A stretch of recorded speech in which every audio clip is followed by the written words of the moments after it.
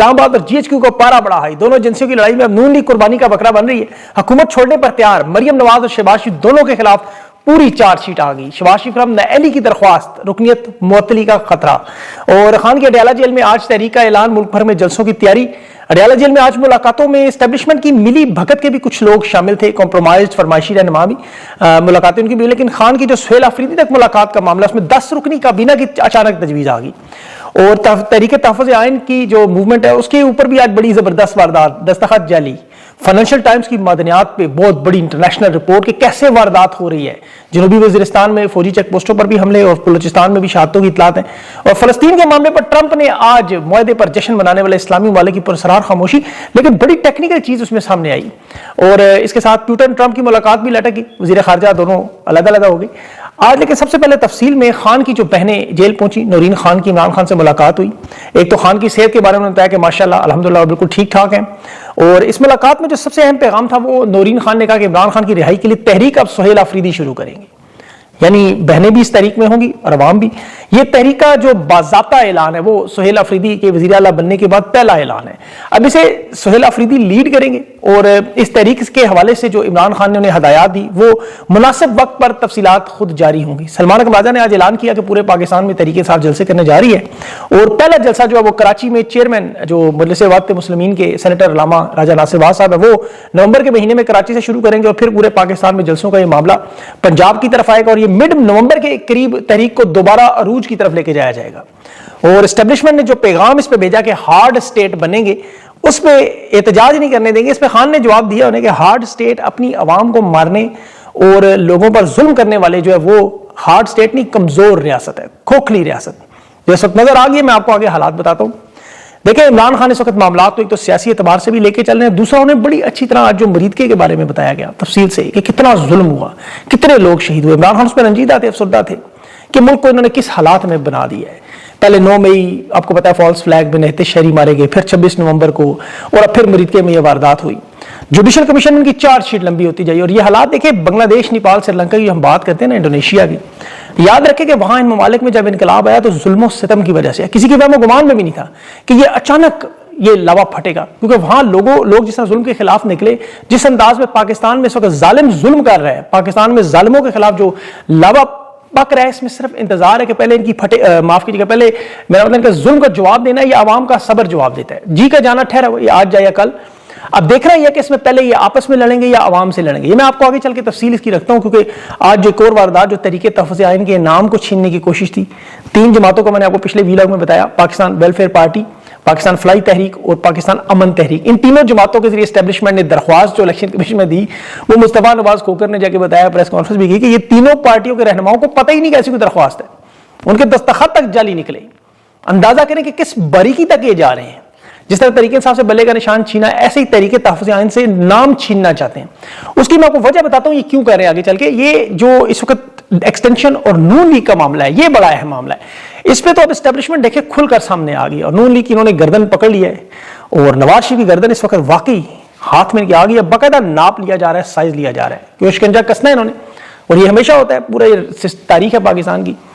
اس میں دیکھیں سب سے پہلے تو آرمی چیف کے انتہائی قریبی دوست محسن بیگ نے جو مریم نواز کے خلاف ان سے بیان دلوائے گئے کہ یہ کچھ عرصے کی مہمان ہے، پنجاب حکومت سے اسٹیبلشمنٹ خوش نہیں ہے، پوری ایک انہوں نے چارج شیٹ دی ہے۔ پہلا کیس مریدکے میں لبیک کے قتل عام کا باقاعدہ پلانٹڈ انٹرویو تھا، یاد رکھیں یہ محسن بیگ کا، لبیک کو مریدکے میں پرامن انداز میں روکنے کے لیے اسٹیبلشمنٹ نے پنجاب حکومت سے درخواست کی، جواب میں پنجاب حکومت نے قتل عام کیا، اور اسٹیبلشمنٹ اس میں سے ہاتھ جاڑ کے سائڈ پہ ہوگی کہ یہ پنجاب حکومت یعنی مریم نواز نے کیا۔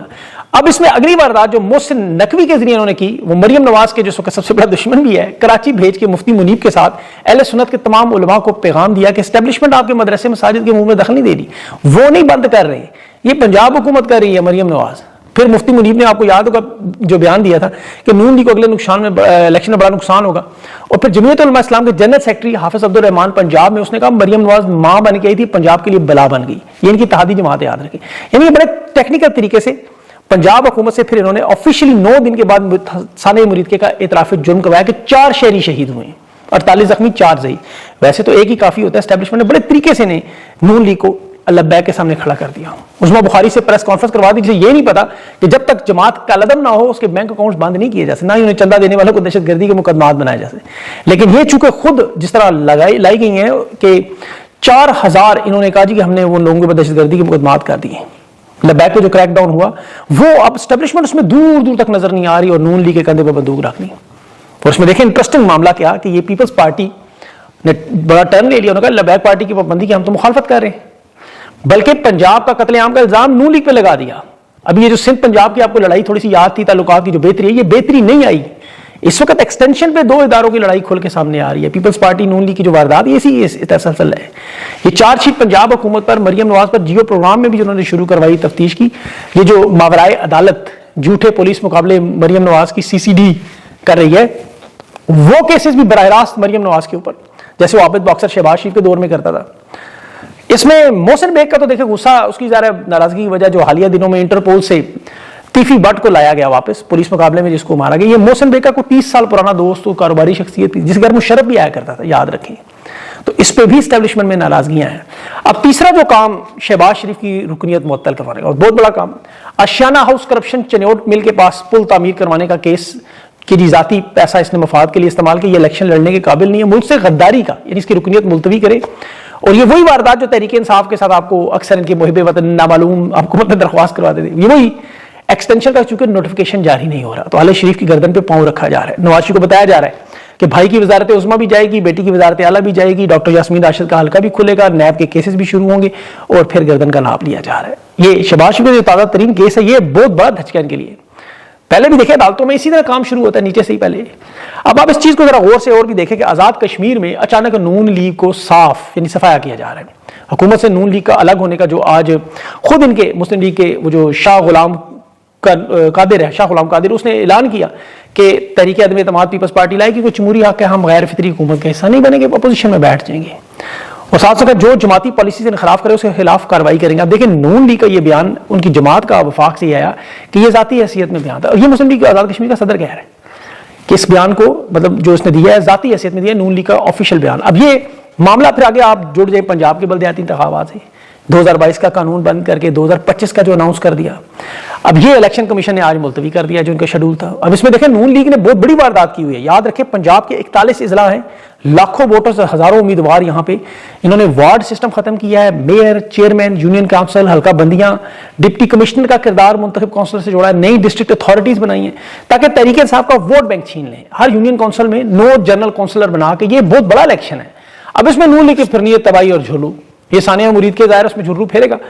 یا تو الیکشن میں فوج براہ راست مدد کرے فارم 47 کی طرح, یہ خود ان کے معاملات طے کرے, ورنہ نون لیگ کا ٹکٹ لینے والا بندہ کوئی نہیں ہے. اور پھر آگے جو ہر ڈکٹیٹر کی معیشت تباہ کرنے کی, ادارے بیچنے کی اور اس طرح معاملہ ہے وہ بھی میں آپ کو بتاتا ہوں. ابھی کی امریکی جریدے فارن پالیسی نے ایک رپورٹ جاری کی ہے پاکستان کے معدنی ذخائر پر. عالمی سطح پر یہ بہت اہم معاملہ قرار دیا جا رہا ہے. جو معدنی ذخائر ہیں پاکستان کے, تانبا, سونا, لیتھیم, کرومائٹ ہے اور باقی نایاب دھاتیں, اس کی تفصیل دی کہ یہ تمام نایاب دھاتیں اس وقت پاکستان کے 2,30,000 مربع میل پر, یہ اتنا بڑا علاقہ ہے کہ برطانیہ سے دگنا علاقہ ہے. اس رپورٹ میں انہوں نے معدنیات کو عالمی منڈی کے حوالے سے پاکستان میں بڑی اہمیت کا, اس لیے کہ کلین انرجی میں یاد رکھیں آب و ہوا, یہ جو موسم, الیکٹرک گاڑیاں, ٹیکنالوجی, آرٹیفیشل انٹیلیجنس, یہ سب میں استعمال ہوتی ہیں معدنیات. اس میں سب سے زیادہ فائدہ اٹھانے والے 2 صوبے خیبر پختونخوا اور بلوچستان, کیونکہ ان دونوں میں سب سے زیادہ یہ ذخائر پائے جاتے ہیں, اور تو کہیں ہے نہیں. اب ان کے استعمال سے دیکھیں ان دونوں صوبوں کی معاشی ترقی بھی ہو سکتی ہے, معاملات ٹھیک بھی ہو سکتے ہیں.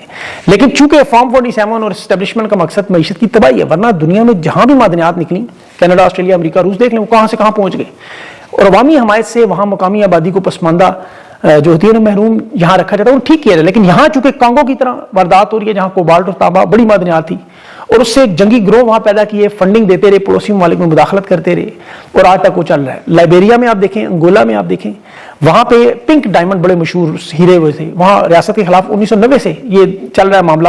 پھر مڈل ایسٹ میں آپ دیکھ لیں, تیل جو عراق لیبیا کا معاملہ تھا, وہاں پہ دیکھیں کس طرح بڑی بڑی جنگیں شروع ہوئیں. افغانستان میں 127 ممالک 20 سال تک یہ معدنیات کے چکر میں لگے رہے اور تنازعات پیدا کرتے رہے, معاملات خراب کرتے رہے, کہیں باغی, کہیں مسلح گروہ. ابھی بلوچستان میں آپ دیکھ لیں, इन ग्रुपों को कोई तो बाहर से पैसे आते हैं, हथियार भी मिलते हैं, खाना जंगी भी की जाती है, ताकि ये दिफाई ठेके हैं ये प्राइवेट मिलिट्री कॉन्ट्रैक्टर्स को दें, बड़े बड़े कारोबारी मफादात में उन कंपनियों को कि जहां इन कॉन्ट्रैक्ट्स को बड़ा खुफिया रख के उस इलाके के मफाद के खिलाफ काम होता है। बैरूनी कंपनियां हैं, इंटरनेशनल ममालिक हैं, जहां मादनियात निकलती हैं, वो फिर मुआशी दबाव या कर्जा देते हैं, जैसे IMF है, ताकि मादनियात को बेच के मुल्क तरक्की ना कर सके, और फिर मीडिया के कंट्रोल में सारी वारदात अपने तरीके से। अब इस अदम एतमाद में ये सस्ती कीमत में कोड़ियों के भाव खरीदते हैं चीज़ें, लाखों लोगों को बेघर करते हैं, रोजगार छीनते हैं, कत्लेआम करते हैं। अब यही काम इस वक्त खैबर पख्तूनख्वा में भी और बलूचिस्तान में हो रहा है। अलहदगी पसंद ग्रुप भी हैं, खाना जंगी भी है। बलूचिस्तान में 3 माह से कर्फ्यू है, वहाँ पे बैरक गोल्ड, ये इंटरनेशनल बड़ी बड़ी कंपनियां काम भी कर रही हैं। अब आप देखें कि अफ्रीका के इन्हीं ममालिक की तरह फौज ने यहाँ FWO NLC के जरिए, अमरीकी स्ट्रेटेजिक मेटल के जरिए ये जो मुआहदा किया, जिसे खैबर पख्तूनख्वा सूबाई असेंबली में उन्होंने कहा कि ये मादनियात निकाली जा रही हैं, यहाँ से पहली खेप जो है वो अमेरिका पहुंचा दी गई है। अब इस इलाके में देखें जो ऑपरेशन जारी है, लोग बेघर हो चुके हैं। और आज ताज़ा तरीन हालात ये हैं कि जनूबी वज़ीरिस्तान में आज की खबर दे रहा हूँ, वहाँ बाजार में चौकी के ऊपर बहुत बड़ा हमला हुआ है। फिर जनूबी बलोचिस्तान का जो इलाका है मंद, वहाँ 5 फौजियों की शहादत की इतला की वीडियोस सोशल मीडिया पर भरी हुई हैं इस वक्त। इन दोनों इलाकों में मादनियात के ज़खायर हैं, तो वहाँ हालात इसीलिए दिन ब दिन अबतर होते जा रहे हैं। अब ये जो हालात मादनियात के हवाले से मैंने आपको बताया, ये सिर्फ 2 सूबों में नहीं, एस्टैब्लिशमेंट ने बड़े मखसूस अंदाज में पूरे पाकिस्तान में मईशत हो, सियासत हो, खेलों के हों, इदारे हों, अदलिया हो, इंतजामिया हो, कारोबारी सतह पे हर जगह बारूदी सुरंगें लगा दी हैं, जो अब सिर्फ फटने का देर है। उसकी वजह देखें कि मईशत में, बिजनेस में इस वक्त हालात जो हैं वो मुकम्मल तौर पे ख़त्म हो चुके हैं। वजह मैं आपको बताऊँ, हुकूमत ने अभी कारोबारी तबके के ऊपर टैक्स लगाया है, अंदरूनी मुल्क और बैरूनी मुल्क जो सरमायाकार है, जो मल्टी नेशनल कंपनीज बाहर से आती हैं, इनसे ये डायरेक्ट टैक्स, इनडायरेक्ट मुलाजमीन के फंड मिला के 60% टैक्स ले रहे हैं। यानी 100 रुपये ये कमाएं तो 60 रुपये हुकूमत को देके जाएं। अब आप बताएंगे इस मुल्क में कौन कारोबार करने आएगा? फिर इन बिजनेस मालिकान से भत्ता अलग लिया जाता है। यही वजह कि ये इंटरनेशनल कंपनियां जिसमें 140 के करीब बड़े नाम बनते हैं, वारद टेलीकॉम से लेके शेल है, फाइजर है, क्रीम है, उबर है, ये सारी की सारी माइक्रोसॉफ्ट जैसी निकल चुकी हैं, क्योंकि कारोबार के हालात नहीं रहे। अब हुकूमत ने ऐलान किया कि 2.6 अरब पिछले साल इन्वेस्टमेंट में मुनाफा हुआ। अब पता चला कि ये तमाम गैर मुल्की कंपनियां जो पाबंद थी कि पिछले साल का मुनाफा वो ट्रांसफर नहीं कर सकते, वो ये मुनाफा था 2.6 अरब, जिसमें से वो 2.3 अरब ले गए, पीछे $700 मिलियन इन्वेस्टमेंट के नाम पे बचे। अब अंदाजा करें, भारत में इसी साल में बैरूनी सरमायाकारी अगर आप जाके चेक करें तो $81 अरब की डायरेक्ट इन्वेस्टमेंट हुई है। बांग्लादेश जैसे मुल्क में $29 अरब की सरमायाकारी हुई है, दुबई में $45 अरब की, और पाकिस्तान में से सरमायाकारी निकल गई। ये हालात हैं। अंदरूनी मुल्क में आप देखें कि बिजली के बिलों में अभी आप देख रहे हैं जिस तरह बिजली की तलब है, वो पाकिस्तान की टोटल 10 से 15 हज़ार वाट बनती है। जो बिजली उन्होंने कैपेसिटी में रखी हुई है वो 35 से 40 हज़ार मेगावाट, यानी फालतू बना रहे हैं। अब आप जरा सोचें कि जो फालतू जो इस वक्त पाकिस्तान में बिजली है, क्योंकि आधे से ज्यादा पाकिस्तान तकरीबन सोलर पे चला गया, सिवाय वो जो 13 करोड़ खते गुर्बत से नीचे हैं, 2 वक्त की रोटी नहीं खा सकते बेचारे, जिन्हें हुकूमत निचोड़ के ऐसे गन्ने की तरह उसका रस निकाल रही है, उन्हें छोड़कर, जिनके मीटर रोज कटने की आपको वीडियोज आ रही है, बिल नहीं दे सकते, उन्हें छोड़कर बाकी सारे बदल गए। तो ये जो गम और गुस्सा है लावा कि गर्मियों में पंखा नहीं चल सकता, सर्दियों में हीटर नहीं, तो फिर बाहर निकले तो उन्हें गोलियां मारी जाती हैं। लेकिन ये करने वाले भूल जाते हैं कि एक मंसूबा अल्लाह का है, जो प्लान बना के बैठे ना ज़िया-उल हक की तरह 10 साल वो भी नहीं छोड़ता था, मुशर्रफ भी नहीं छोड़ता था, यहया खान भी नहीं छोड़ने को, ये भी उसी प्लान पे बैठे हैं। लेकिन आखिर में आपको पता है छलनी आमों की पेटी है। अब अदालत की थोड़ी सी बात करूँ, मंसूर अली शाह और मुनीब अख्तर ने जो 26वीं तरमीम पे शया अफरीदी को और इस्लामाबाद हाई कोर्ट सरफराज डोगर के जुडिशल इजलास जो भी हुआ, उसमें कोड ऑफ कंडक्ट पे इन्होंने 2 जजेस, सरदार एजाज साहब और मोहसिन अख्तर के, सॉरी जो जिनकी डिग्री अभी आई थी, तारिक जहांगीरी, इनकी अभी दोनों के ऊपर इन्होंने कोड ऑफ कंडक्ट का मामला शुरू किया। उसमें मुनीब अख्तर और मंसूर अली शाह दोनों ने खत लिखा कि कोड ऑफ कंडक्ट का मामला ज़ेरे बहस जो लाए, ये सुप्रीम जुडिशल काउंसिल के इख्तियार में आता है, इनके आता ही नहीं। और उनके साथ पहले तय किया गया था 13 अक्टूबर के खाते में इस पर बहस करेंगे, लेकिन बहस के बगैर मंजूर किया गया। ये चौथा खाता है शायद इनके बारे में। और आखिर में ट्रंप की बड़ी अहम खबर जो उसने अभी ट्वीट की है मिडल ईस्ट पे मुसलमान ममालिक से, कहा जी 3 मुसलमान ममालिक मुझे बार बार कह रहे हैं गजा में जाने दें, हथियार हम इन तंजीमों से लेके दिखाएंगे। और वो कह रहा है कि जो मुजाहिमतकार तंजीमें अगर हथियार नहीं डालेंगे तो उनका हशर बड़ा बुरा करेंगे। और ये बड़ी खतरनाक तंजीमें, इंडोनेशिया के सदर की बड़ी उसने तारीफ की कि बड़ा ताकतवर मुल्क है, लीडर बड़ा बेहतरीन है। शहबाज शरीफ की भी अगली ट्वीट में आ जाएगी। ये फलस्तीन जाने के लिए सबसे पहले तैयार है, अजरबैजान और पाकिस्तान के साथ। ट्रंप ने कहा ये हमारे लिए वो सब कुछ करेंगे कि जो हम इनसे करवाना चाहते हैं, हथियार लेना जाहिर है। उस पर मेहदी हसन ने भी सीज फायर पे बड़ा बेहतरीन तबसरा किया, बड़ा खूबसूरत। उसने कहा फलस्तीनियों को इस वक्त सीज किया गया, यानी पत्थर की तरह खड़ा कर दिया और इसराइल को फायर करने की इजाजत, सीज फायर उसने तारीफ की है। उसके बाद फिर इनसे हथियार छीनने, उसके लिए भेजेंगे मुसलमान फौजी, यानी इधर भी मुसलमान मरे उधर भी मुसलमान मरे। तो इंडोनेशिया के सदर की दायरा इक़्तिदार में मदद कर ट्रंप की, अजरबैजान की इक़्तिदार में मदद, और पाकिस्तान में शहबाज शरीफ और फील्ड मार्शल की। हर डिक्टेटर हमेशा याद रखें, सऊदी अरब अमेरिका की सेटिंग के बगैर मामला ठीक नहीं कर सकता, کیونکہ انہیں ووٹ اور مقبولیت کی ضرورت نہیں ہوتی، سپورٹ چاہیے ہوتی ہے ان سے، وہ انہیں اس وقت ملی ہوئی ہے، لیکن ابھی تک مال کچھ نہیں ملا، یہ یاد رکھیں۔